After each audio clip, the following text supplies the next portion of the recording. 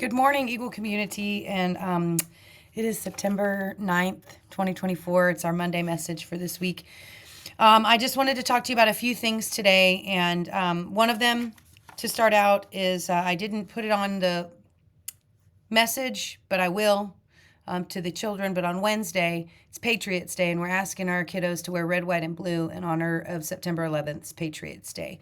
So I talked to the kids about it.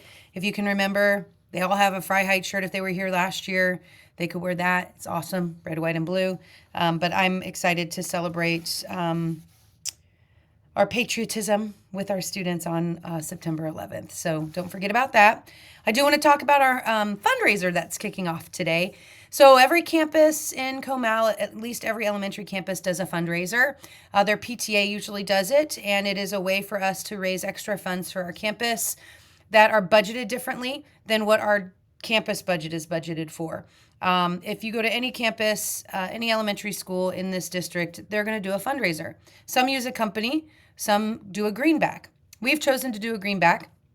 Reason being is a lot of the companies like Big Kahuna or Adventure Dash or some of those places, they take a percentage of what is raised. So sometimes 40 or 50% of what is raised because they have a staff to pay and they have their prizes that they purchase for the kids and the event that they create for the campus to participate in, like a fun run. And so we've chosen to do a greenback because we would like to keep 100% of what is raised by our families. And so that means what you give is what we get. If you give $1, we get $1. And we would like to kick off our fundraiser today. And we're going all the way through September 27th, so almost the whole month, to help us raise funds for our campus, for our PTA to turn around and spend on our students, a little bit on our staff.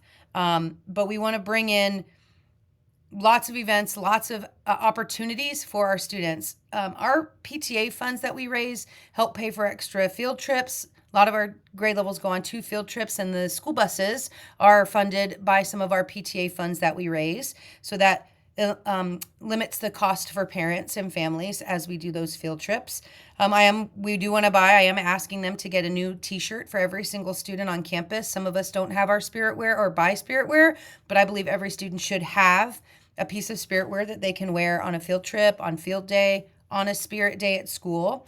We do want to have some more family community events, which are free to you, but we also fund. We want to give teachers an opportunity to write grade level grants so that they can bring in some different supplies and materials for students to enhance their learning. Lots of things that we do with our funds that we raise.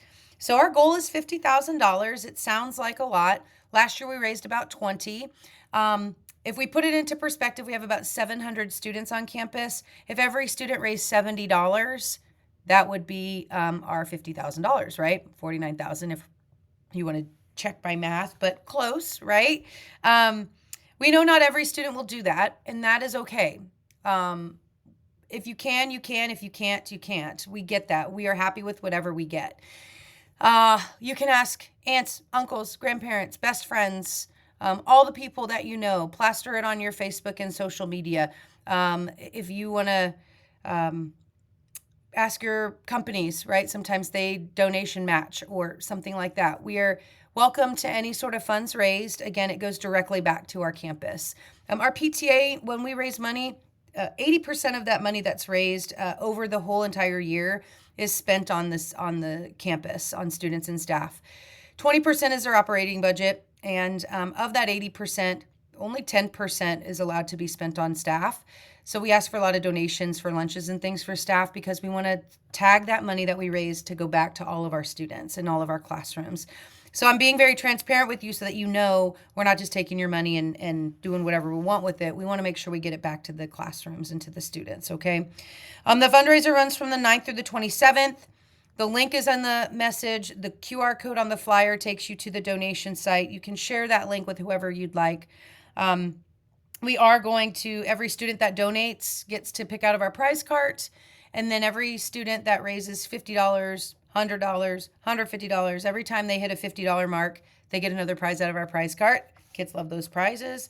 And then the top 10 individual student earners will get to participate in a limo lunch, which will take them to a nice lunch. We're going to take them someplace fancy. And then we're going to probably give them some time to play at the park and then come back to school. So that will be a reward for the top 10 earners. And then the top class that fundraises the most money, their teacher will be crowned homecoming king or queen, because we do have a king.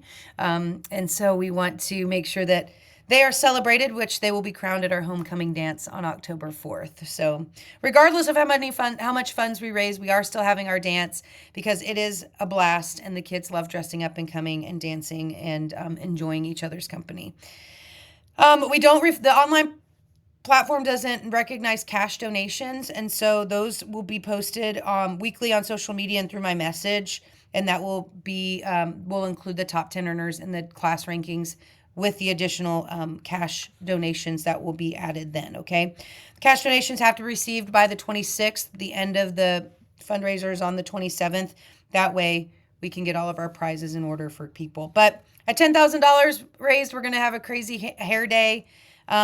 20,000, the staff's going to dress for prom, which means we're all going to wear formal wear. At 30,000, I'm going to dye my hair red, white, and blue. Dye my hair. They won't know. At 40,000, I'm going to kiss a goat, probably lots of times in every single classroom. So I hope it's a friendly goat. And at 50,000, the teachers are going to do like a dance challenge, a TikTok dance challenge for each of their grade levels. So just trying to have some fun with the kiddos. And then the class that wins, that earns the highest donations will also get like a Pizookie party from BJ's or something like that. So just trying to encourage some fundraising for our campus.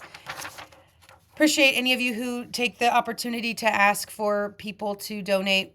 You're not asking them to buy anything. You're just asking them to support our great school and some of the great events that we have planned for this school year. So want to talk about attendance really quickly.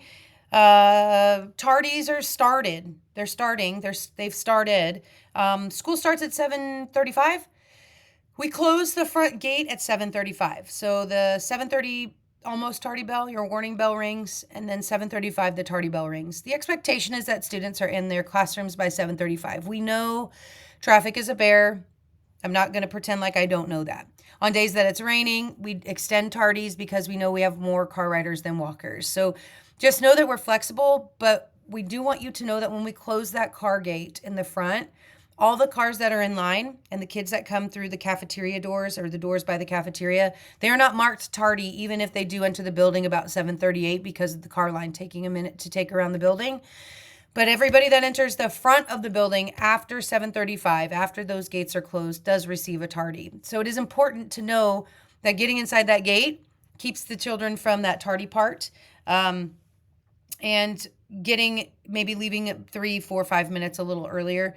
But again, I know. So please just hear me. I just want you to know why we have to, what time we have to start tardies and why we do them. But we are conscious of what's happening with the traffic. We know that the wonderful police officer up at the top directing traffic has a lot to do.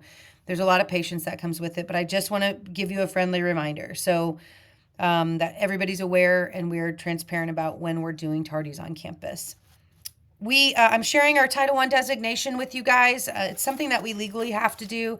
I want to make sure I share our parent notification. It talks about how our funds are used for Title I, what kind of staffing that we use for the funds we use for staffing. Like we have a Title I paraprofessional, a Title I coach. Those are the types of things that we use some of our funds on, along with resources and other opportunities for students with that federal funding. Title I campus is designated as Title I when their economically disadvantaged percentage is at a certain level, depending on the district. In Comal, it's 40% or higher. And we sit at about 50% at Freiheit, depending on how many parents and families we have that apply for free and reduced lunch. If you need free and reduced lunch, we have the opportunity for you to fill out that application online. We also can do it here on campus if you don't have access to that. So please come in and we'll be happy to help you with that. But I just wanted to share our compact, our engagement policy, and those parent notifications with you so you can read through that and know what it means to be a Title I campus. I do put a little birthday reminder in here about birthday treats. We celebrate every birthday on campus, even half birthdays. This is my big long list that I read from every day. And We do give birthday ducks for our birthdays to our students. So I'll always tell them, come get your birthday duck after announcements. I hope you have a great birthday. Glad you were born so you could be a Fry High Eagle, right? And I do mean that. We are so blessed to have all of our Eagles here on campus. But a birthday treat that comes to school, I just want to keep everybody in the loop. Like the packaged cupcakes that you get at HEB that come in the big plastic thing, those are not, we're going to send those home. Donuts we're going to send home. Cookie cakes we're going to send home. So the items that are brought have to be individually wrapped, because inside the box that they're individually wrapped in has the nutritional value. And also we can hand those to the student and they can take them home if the teacher chooses not to stop instruction and have those treats in class. A lot of them do, but we are not requiring the teachers to stop and do a birthday celebration for every student in their classroom, because that's a lot to ask. And then some of those treats that we send require cutting. They require hand washing and stickiness and icing on the face and lots of things that happen when you're at a birthday party. And that's not what we're doing, but we are celebrating the great person that was born on that day.